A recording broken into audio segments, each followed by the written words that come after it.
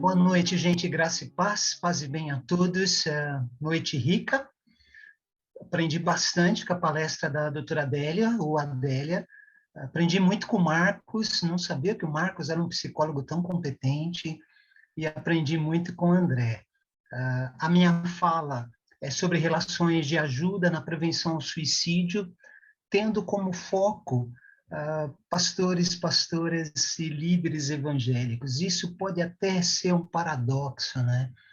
Mas quando a Adélia ela afirma que muitas pessoas que cometem um suicídio não querem tirar a própria vida, mas elas querem matar a dor, posso afirmar de conviver com e andar com pastores aconselhando, tentando mentorear, que há muitos pastores e líderes evangélicos que estão querendo matar a sua dor, matar a sua angústia, e muitos deles estão cogitando, estão pensando nessa questão do suicídio. O ano passado, a Ivone se lembra bem, fomos surpreendidos, né, com, aliás, esse ano nós tivemos a morte de dois pastores, duas pessoas muito queridas, muito próximas a todos dos Jovens da Verdade. E particularmente, eu fiquei bastante mexido. Então, quando o Sidney me convidou, minha fala para conversar sobre essa questão que tem assolado a liderança evangélica também. O suicídio é bastante democrático, né? Atinge todas as faixas etárias, atinge toda a questão socioeconômica diferente, e tem atingido bastante essa questão da liderança pastoral. E quando você ouvir aqui liderança pastoral, líder pastoral, eu estou falando de pastor e de pastora também, estou falando de líderes evangélicos que estão na linha de frente, vindo para cá receber a notícia de um pastor que acabou de entregar seu cargo numa igreja porque a sua única filha única, tentou o suicídio. Ela tinha perdido a mãe e a irmã na pandemia por conta do Covid, e agora ela tentou se matar, e o pastor entrou numa crise e entregou o seu cargo. Então, este assunto ele está bem perto de nós. E assusta pensar que um líder pastoral que foi treinado numa faculdade para cuidar de pessoas em tempos de crise, para que essa propensão ao suicídio seja, de alguma forma, evitada, nos assusta pensar que esses mesmos pastores estão tendo que lidar com essa propensão ao suicídio nas suas próprias crises. E queria dizer, nós temos muitos pastores aqui no nosso grupo, nos ouvindo hoje, pessoas que nos honram com a presença. Queria dizer que pastor é um ser humano, pastor é gente, pastor tem fragilidades, pastor tem vulnerabilidades, e por isso um pastor, uma pastora, um líder de igreja também está sujeito, na hora da crise, a querer, na ânsia de matar a sua dor, tirar a sua própria vida. Então, em 2018 eu fiz um TCC na minha especialização em aconselhamento, e o meu tema foi sobre suicídio de ministros religiosos no Brasil. E eu queria compartilhar rapidamente, nesse primeiro pilar, o que leva um líder pastoral a pensar no suicídio. E tudo que o Marcos, a Adélia e o André pontuou, especialmente quando o André fala de uma espiritualidade que faz mal para a gente, enferma a nossa vida emocional. Todos esses fatores vocês vão ver como na vida pastoral estão bem presentes. O primeiro fator é a questão dos transtornos mentais, especialmente a depressão, né? A depressão que a gente chamava e lia há alguns tempos atrás como o mal do século XXI, hoje a gente está dizendo que a depressão é o mal do milênio. É a doença mais incapacitante no Brasil atualmente, é a depressão. É a doença que mais tem levado pessoas a ficarem afastadas do seu trabalho, recebendo pelo INSS a depressão. A depressão é o mal do milênio. Em 2018, 70% dos pastores evangélicos da linha confessional histórica, 70% estavam lidando com depressão nos Estados Unidos. E eu acredito que esse número talvez seja um pouco menor aqui no Brasil, mas pelo menos 50% aí a gente poderia dizer que ou está lidando ou que já lidou. Depressão pode alcançar um líder pastoral, pode alcançar um líder evangélico. Um segundo fator que leva alguém a pensar em tirar a sua própria vida por esgotamento mental. Gente, pastor trabalha muito mais do que 8 horas. Pastor trabalha de 10 a 12 horas diárias. E na pandemia, durante esse processo, o pastor não tem tido mais dia de folga. Bom, eu sou um pastor há 25 anos, eu nunca trabalhei tanto como tenho trabalhado nesse tempo de pandemia, como todos os meus amigos, pastores e pastoras estão fazendo. A gente não tem hora. O aconselhamento hoje, ele é por WhatsApp, é por chamada de vídeo. Isso consome o nosso tempo. Eu não tenho dia de folga desde março de 2020. Eu não tenho um dia que seja o meu dia para ficar somente cuidando de mim ou da minha família, e isso é uma verdade na vida de todos os meus colegas, e isso esgota física e mentalmente, e isso muitas vezes faz com que a pessoa perca a capacidade de raciocínio, faz com que ela potencialize coisas que são pequenas, e aí um ratinho tem o tamanho de um urso, e a gente não sabe lidar com as questões, e muitas pessoas estão tirando a sua própria vida no auge desse esgotamento. Solidão é um fator. Infelizmente, o líder pastoral tem poucos amigos, e muitos deles acabam se isolando no ministério, acabam ficando sozinhos, isolados, sem ter com quem falar, sem ter com quem compartilhar essa angústia que ele está sentindo. Isso é terrível. Problemas financeiros é um quarto fator que na minha pesquisa consegui apontar como qualquer outra pessoa, pastor e pastores também podem lidar com essas questões financeiras e às vezes por não saber lidar, acabam partindo para dar um ponto final nesse sofrimento financeiro, tirando a própria vida.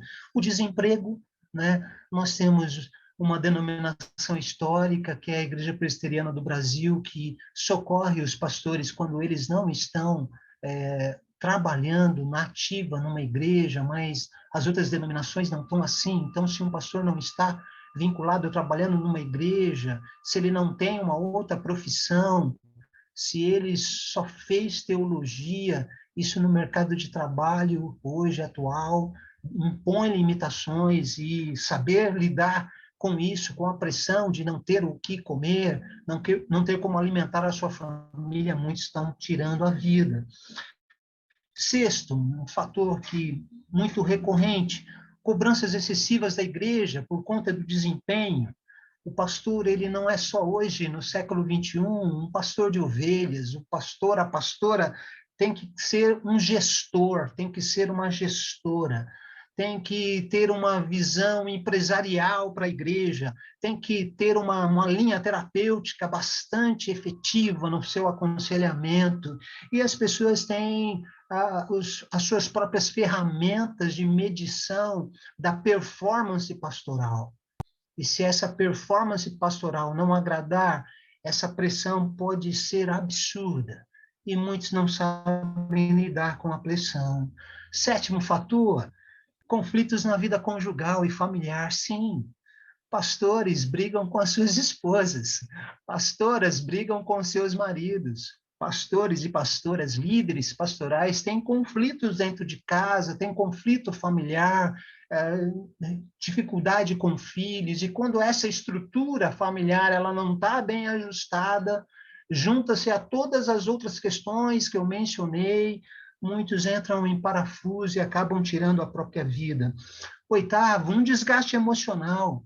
Você já pensou que o líder pastoral, ele vive uma montanha-russa de emoções, né? Tem hora que sobe e desce na mesma velocidade, num pico de 0 a 100.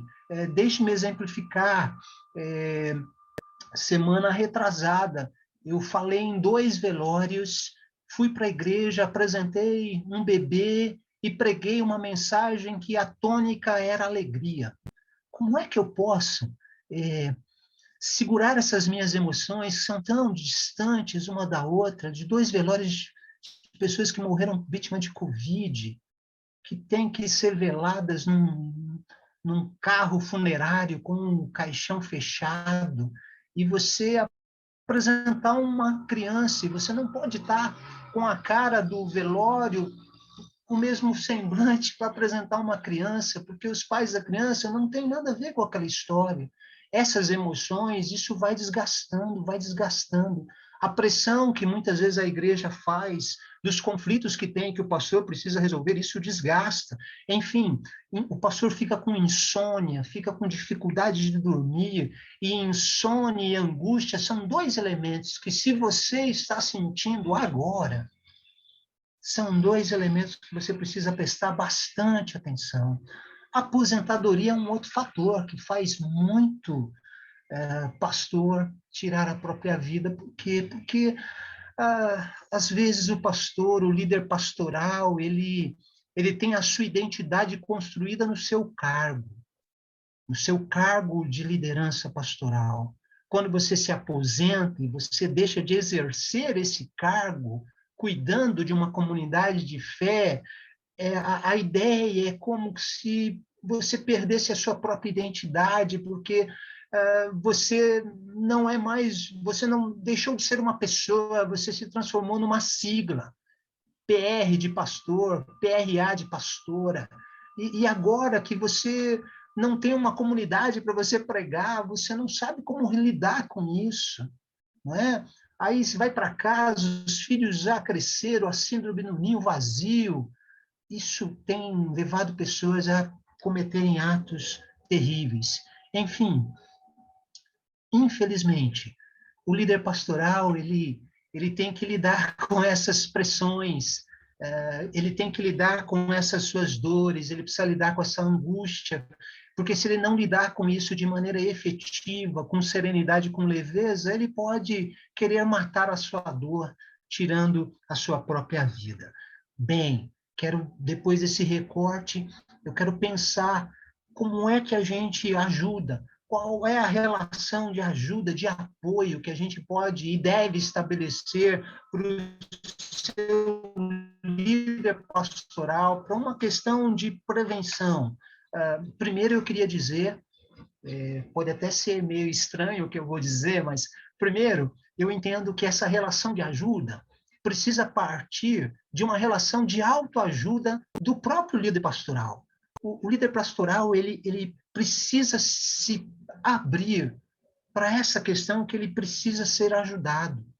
Por que digo isso, gente? Porque no meio do nosso arraial evangélico brasileiro, ainda há uma crença de que o pastor ele é um super-homem, que ele é um superman, que ele é o salvador de todo mundo, que ele ajuda e resolve o problema de todas as pessoas.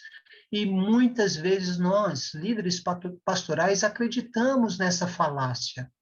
Isso é uma falácia, mas nós acreditamos que nós somos super-heróis, que nós somos super-homens, que a gente não pode ter um momento de tristeza, porque a gente tem que estar sempre bem, porque a depressão na vida de um pastor, ela nos fará ser julgados, nós não seremos acolhidos, porque nós não podemos viver com depressão.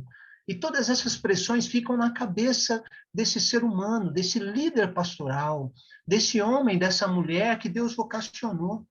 E se ele não se permitir descrer dessa falácia de que ele não é um super-herói, ele é um ser humano que tem fragilidades, que tem vulnerabilidades e que ele precisa se cuidar. Dificilmente poderemos estabelecer uma relação de ajuda para quem não quer ser ajudado. Então, o líder pastoral precisa entender uma máxima, que quem cuida precisa ser cuidado. Quem cuida de gente precisa ser cuidado. Sabe, irmãos e irmãs, queridos que me ouvem nesta aula pública tão importante, com esse tema tão nobre e relevante, nós precisamos cuidar melhor dos nossos pastorais. E eu estou vocês cuidassem dos seus líderes pastorais, pudessem cercá-los de amor, de acolhimento, e pudesse ajudar o pastor, a pastora, o líder da igreja a vencer resistências, porque líderes pastorais têm resistência em procurar ajuda, da Adélia como profissional, como psiquiatra, tem resistência de procurar ajuda como Marcos, como um psicólogo, porque nós achamos que nós devemos ter sempre as respostas para todas as crises das pessoas, incluindo as nossas, e isso não é verdade. Nós mal conseguimos dar respostas às crises dos outros. Às vezes, nós não conseguimos dar resposta às nossas próprias crises. Então, quem cuida precisa ser cuidado. Quem cuida de pessoas, de gente no chão da vida, especialmente nesses tempos aí de pandemia, precisa ter uma rede de apoio por trás. Quero dizer que essa rede de apoio, ela deve ser composta primeiro de amigos.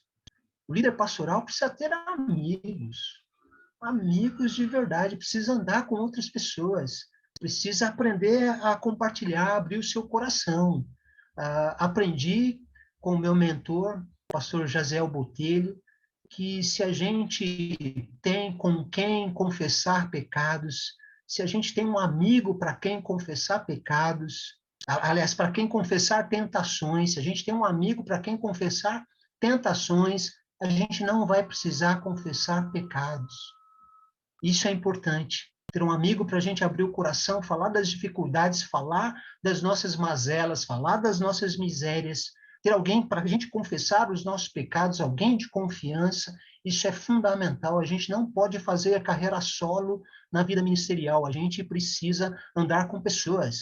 Um grande teólogo disse que os santos não andam sós. Os santos não andam sós. E isso é verdade. A gente precisa andar com gente melhor que a gente, especialmente. O livro de Provérbios diz que ande com os sábios e mais sábio você se tornará. Então, ande com amigos. Amigos que queiram ouvir você. Pessoas que me ouvem agora nessa aula pública, quero dizer o seguinte, ninguém quer ouvir o líder pastoral. E um líder pastoral precisa falar. Às vezes precisa falar dele, precisa falar das suas dores, das suas angústias, das suas frustrações, precisa falar das suas alegrias, porque as pessoas procuram um líder pastoral para que o líder as ouça, mas ninguém quer ouvir o líder pastoral. Bem dizia o grande e saudoso Rubem Alves, né? Ele escreveu um artigo chamado Escutatória, tão lindo, e ele começa com uma frase tão importante. Sempre ouço falar dos cursos de oratória, mas jamais ouvi falar de um curso de escutatória. Então, as pessoas com isso estão mais preocupadas em falar e ninguém quer ouvir. E ninguém quer ouvir um líder pastoral. E o líder pastoral precisa ser escutado. Sabe, se aproxime do seu líder pastoral. Pergunte como ele está. Pergunte se ele está cuidando da sua saúde física. Tem líder pastoral que não está cuidando da sua saúde, não faz check-up há muito tempo. E a gente precisa cuidar da nossa saúde. O líder pastoral, nessa sua relação de apoio que passa pela conscientização que ele precisa se permitir ser ajudado, ele precisa ter um lazer. Eu tenho um amigo que me ouve, que está aqui, que um dia disse para mim, olha, sabe o que eu estou fazendo para relaxar das tensões ministeriais? Eu entrei num curso de dança com a minha esposa. Eu achei isso extraordinário. Eu fiz a sugestão para minha esposa se ela queria entrar, mas como ela sabe que eu sou um péssimo dançarino, e pensando no bem dos pés dela, ela disse, é melhor você arrumar outra coisa. Aí eu fui fazer boxe para relaxar. E como isso é bom. Ter um lazer, isso é importante para a saúde física, isso é importante para a saúde emocional. A gente precisa fazer caminhada que seja, mas a gente precisa ter algum tipo de exercício físico. Caminho para o final, para dizer que ter acesso a um grupo pequeno de amigos, pastores, amigos de caminhada ministerial, pode ser uma bênção na nossa caminhada, pode ajudar nessa questão da nossa rede de apoio, para quando a dor nos sufocar e a gente pensar em tirar a nossa própria vida, andar com um grupo em que a gente pode ser quem nós somos, em que a gente pode se abrir, em que a gente pode falar dos nossos anseios, em que a gente pode brincar. Eu tenho a alegria de caminhar com algumas dessas pessoas há 15 anos. E como é bom, lá eu sou o Nino, lá eu não sou o pastor Nino. Lá eu sou quem eu sou. Lá eu sou aceito, eu sou acolhido pela pessoa que eu sou. E o líder pastoral tem uma dificuldade enorme com essa questão, e isso tem a ver com o que o André falou, da espiritualidade que não é saudável, e de como isso pode nos enfermar, e a gente vai se afastando das pessoas, vai criando um orgulho, e aí a gente nunca confessa a tentação, como se não as tivéssemos, porque nós somos espirituais. Um líder espiritual não sofre tentação, não tem problema, isso não é verdade. Precisamos ser pessoas um pouco mais ensináveis nessa nossa jornada. Enfim, meu tempo acabou, eu digo o seguinte, para você que me ouve, as nossas igrejas, elas deveriam propiciar um cuidado afetivo, acolhedor, com maior qualidade para os líderes pastorais. Líderes pastorais precisam ter férias, precisam ter um dia de folga, sabe, num domingo que a igreja mais nos vê trabalhando, mas quando de 3 em 3 meses tem um domingo que tem um mês que tem 5 domingos, o pastor deveria tirar uma folga num desses domingos, para sair com a família, para fazer o que todas as outras pessoas comuns fazem no domingo. Às vezes alguns vão no shopping, alguns vão no estádio de futebol, iam pelo menos antes da pandemia. O pastor, ele não sai com a família, a não ser nas férias. Então, isso tudo tem a ver com prevenção, tem a ver com o pastor se sentir acolhido, amado. E quando alguém acolhe a família do pastor, é como se estivesse acolhendo o próprio pastor. Porque pastores sofrem quando veem as suas famílias discriminadas, alvos de preconceito, alvo de desamor dentro da própria igreja. Então, resumo a minha fala dizendo que, infelizmente, um líder pastoral ele está sujeito a, na sua jornada pelo chão da vida, na sua jornada ministerial, a lidar com a dor. E, às vezes, pela pressão do seu ofício pastoral, eles não se abrem, eles não falam dessa dor com ninguém. E essa dor só cresce. E muitos estão tirando a própria vida. É uma epidemia silenciosa que tem acontecido no meio da liderança pastoral. Falei recentemente em velórios de pessoas que se suicidaram. E como é difícil isso. Penso que a gente deve colocar no nosso programa de pregação até uma aula de como pregar em velórios de suicidas, porque é um ambiente marcado por algumas sensações diferentes de outros velórios.